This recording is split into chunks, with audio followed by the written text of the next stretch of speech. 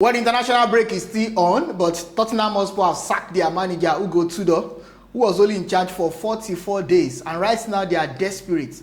They want to escape relegation because they are not in a good place on the Premier League log. Will Tottenham Hotspur escape relegation at the end of the season? Only time will tell. Welcome to another edition of Sports Hangout, where we give the latest coming from the ever-busy world of sports. My name is Toby. I've got JJ here. JJ, how you doing? Yeah, I'm fine, Toby. It's good to be here again. Hope it's not too boring. International break, is it? But let me ask you. I mean, is international break boring? It's always, you already know the answer to that. It's certainly boring. It's boring. There are no really entertaining matches over the international break. So we are so used to Premier League and we don't care about the international games. And I think that's the situation. So we've just got to deal with it. All right, let's get into Tottenham Hotspur, JJ. What is happening at Tottenham Hotspur? This season it started with Thomas Frank, came with a big profile from Brentford. After the sack of Ange Postecoglou, and we thought that he was going to improve Tottenham Hotspur. Of course, they were forced to sack him.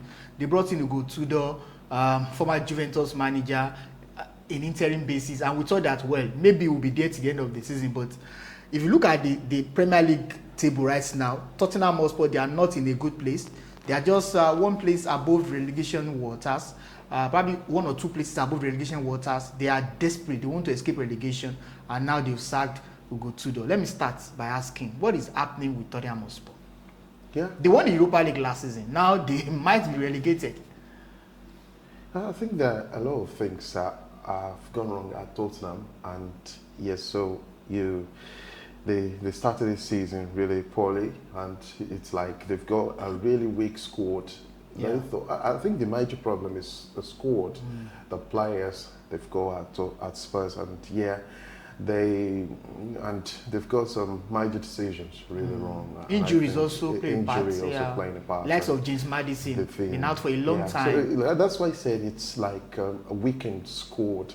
That squad is so weak, so thin. They've got almost nothing left in the squad to deal with than the players they've got left. So and I don't think that can happen to any other team, and they won't struggle. But to be competing or struggling to avoid relegation that's a new low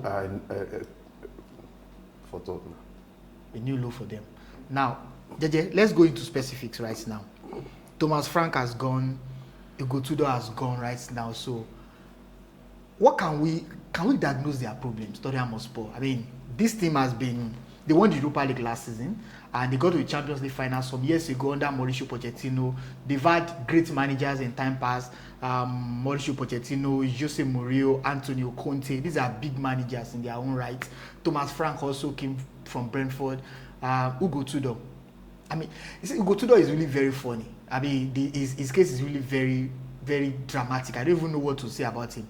He has not really enjoyed what we call the new manager bans, because his first game in charge, he lost to Arsenal. He only won one game, and that was against Atletico Madrid, a dead rubber game, by the way. He won just one game. He lost so many games in the Premier League, a lot of points lost, and now they've been forced to sack him. So can we diagnose their problems? I mean, can we provide solution? What do you think are the problems of Tottenham Hotspur? It cannot be one, it cannot be two, maybe three, maybe four. Yeah, there are a series of problems. Yeah. Things that have gone wrong at Tottenham. One of those things is extreme instability and short tenure. They've got extreme instability in the team. Changing of managers. And short tenure for managers. You've been talking about Antonio Conte, Jose Mourinho. Those people. I think the last manager who had it good was Mauricio Pochettino. He was there for many years before he left. Those other two lasted, I think, just a season or a couple of seasons before. And look at the pedigree of Jose Mourinho. Look at the pedigree of Antonio Conte. These are top-class managers. Yeah. And for them to have lasted just for a short time at Tottenham shows that there's something wrong in the environment. The environment seems to be toxic as well. By the way, their chairman resigned, Daniel Levy. That's another thing. Yeah. Why did he resign? So this year alone, it's not just this year, a couple of years down the line now. Yeah. It's been, I think, the tough. It's been really tough, and they have not been getting things right. So that instability, look at they appointed Thomas Frank just at the start of the season. It didn't last. He was sacked in February, Yeah. and then Igor Tudor was brought in to stabilize or get things right. 7 games. He has not stabilized 44 anything. days after he's been sacked. In between those 44 days, we've had international break as Yeah. well. So he's been sacked, and 44 days. That's That's less than 2 months. That's 6 weeks. And you don't expect to get things right with that sort of instability. You've got to have stability. Look at Arsenal, Yeah. for instance. Yeah. Look at Manchester City. Look at these teams are able to perform consistently because they've got stability in Yeah, the team. I agree with you. Now they've got stability with managers, coaching staff, and they've got stability also with the players. You've not got that at all now. Yes, it's been constant chopping, changing, and you don't know what sort of formation tactics that really suit the team. And I think that shows you why managers are really running away from getting a job. Of course, that's even the next point right now, because Tottenham Hotspur have actually handed it to Roberto Di Zerbi, who was at Brighton at the time, the former Olympic Marseille manager, to take charge of the team till the end of the season. But he has told them that, well, he will only become their manager if they escape relegation. He's saying that they should wait till the end of the season to know if Tottenham Hotspur will escape relegation or not. Now, JJ, they are in a difficult situation right now. Tottenham Hotspur, they've reached out to 2 managers. Apart from Roberto Di Zerbi, they've also reached out to Sean Dyche. Sean Dyche is not interested in becoming the Tottenham Hotspur manager. So I'm asking you, why is the Spurs job becoming unattractive for managers? I mean, if it were to be another team, not even Tottenham, I'm very sure managers will be interested in taking those jobs right now. But why is it that managers are saying that, well, we're not interested in becoming the Tottenham manager, maybe we should wait till the end of the season? If you look at Sean Dyche, he was contacted because, of course, the reputation. People believe that Sean Dyche, he has a way of stabilizing teams that are fighting relegation. Yeah. He has a way of making them stay.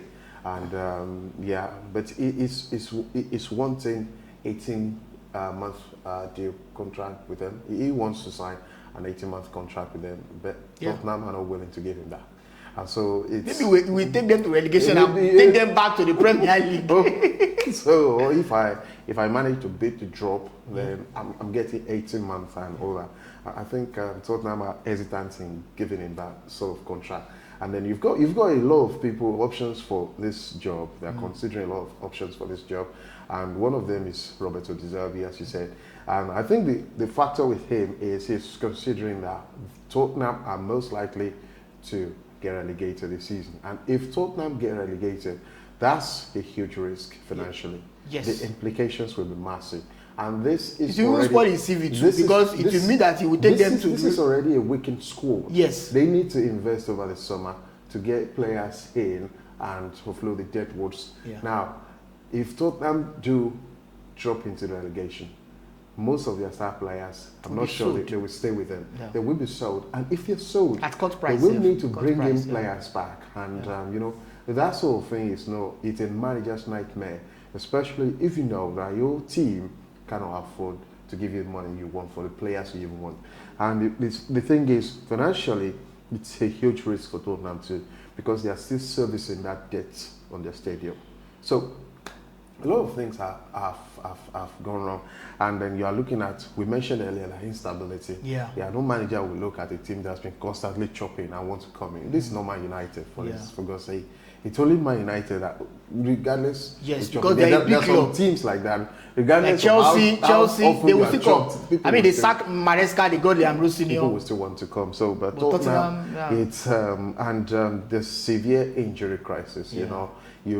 Most of these players, we don't even know when they are coming back into that team. Long time injury, James Maddison, and so it's just like Tottenham cannot afford to keep their star players. And the ones they have lost them to injury, and the players they have, they don't even know the tactics and the managers, the board as well. They are getting things wrong in appointing managers. You are getting managers now. If we look at the board's decision of getting decisions wrong in appointing manager, I think it's in two ways. Okay. With the manager and with the players. You've got players in. Have you studied their strength and weakness? Yes, the pattern. The manager the system, you are bringing they fit in. Does it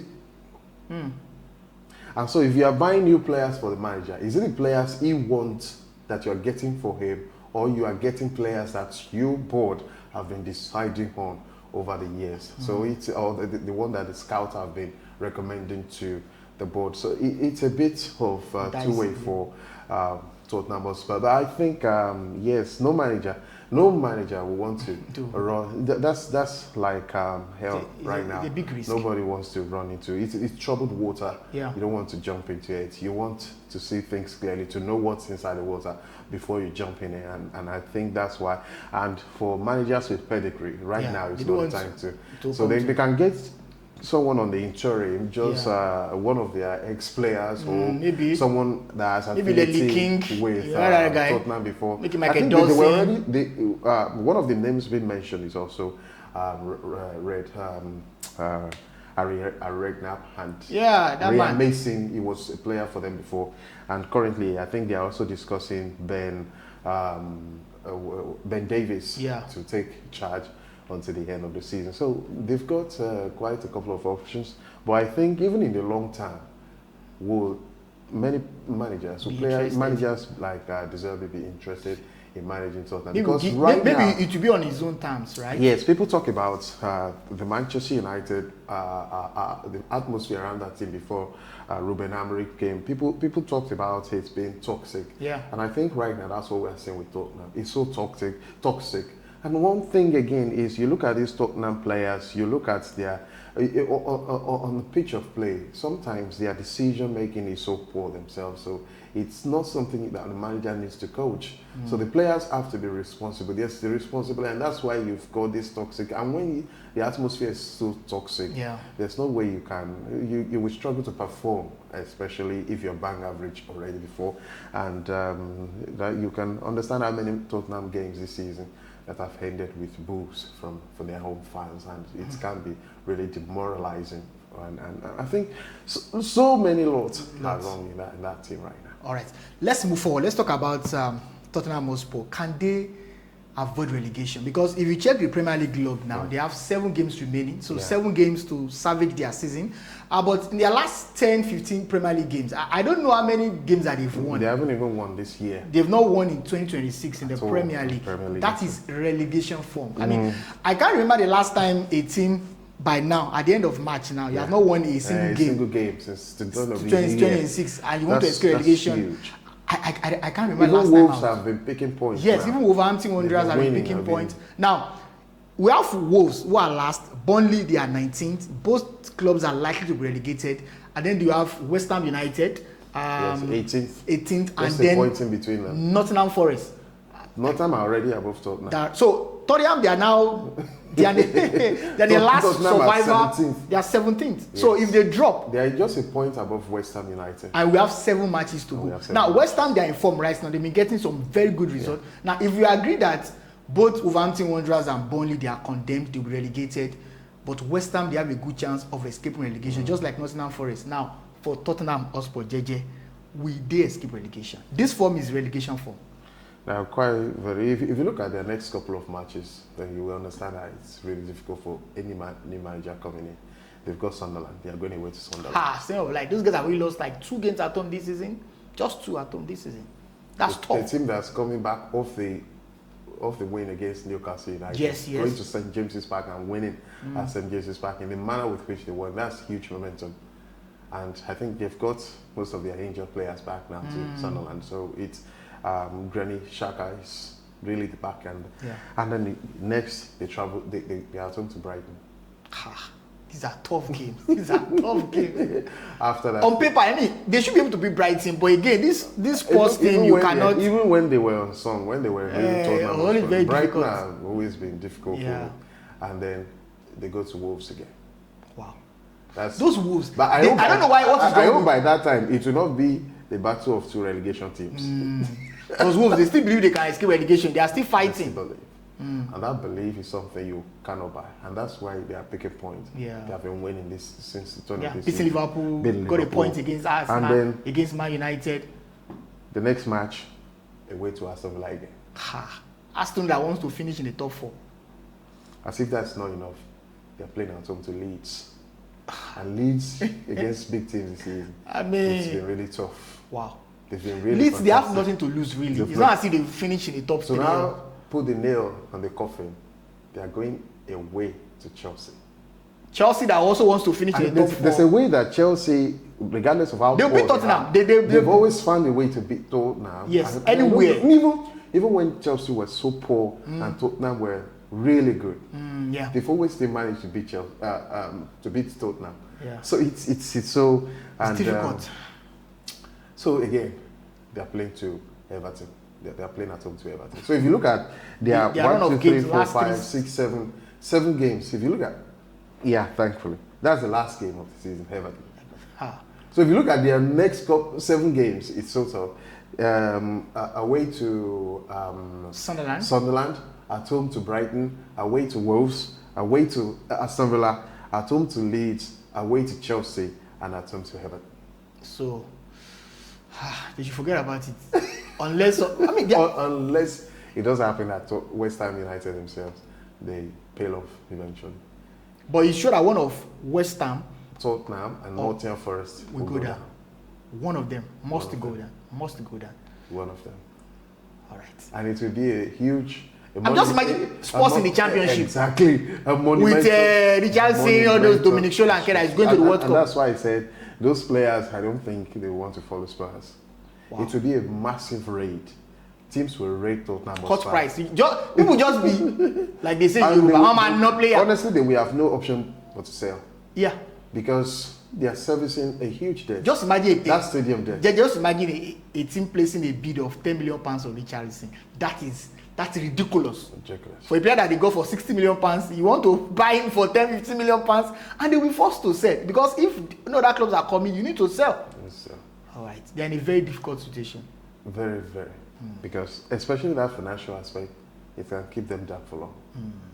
It can really keep them down for so long. All right. I mean, I'm sure Arsenal fans, they don't care whether in fact, because what happened 2 years ago that Son had a chance one-on-one with the City goalkeeper and he decided to lose. As a matter of fact, that's not fans. They don't even care. They will be expecting that Tottenham go down. It will be their greatest joy. And they win the Premier League title. They win the Premier League. That North London will not contain. They are being served double portion. I'm telling you. As a Tottenham fan, working in a company where there's where you've got a Gunners fans or Gunners fans, even if you are living in an environment where there are Gunners fans, once your team get relegated and Arsenal win the league, then you can understand that it will be hell for you for the next couple of years. Banter will be so much. Banter will be so much. Pubs, there will be so many fights in the pubs, right? Definitely. You will get. They will rub it on your face. Now, the drama will be so climatic if it does happen that one loss, if it does happen that they need to lose just one game more and they are condemned to relegation, and that game is against Chelsea. You see the climax of that? The crescendo. It took so much to Chelsea's delight and their fans to send Tottenham Hotspur to relegation. All right. On that note, we end the podcast. Thank you very much. Until the next time that we are going to meet, I remain Toby. And I'm JJ. Please don't forget to like, subscribe, which is free, comment, share, and engage our posts. We would like to hear from you, and so you can get more updates from us as well. Thank you. Bye.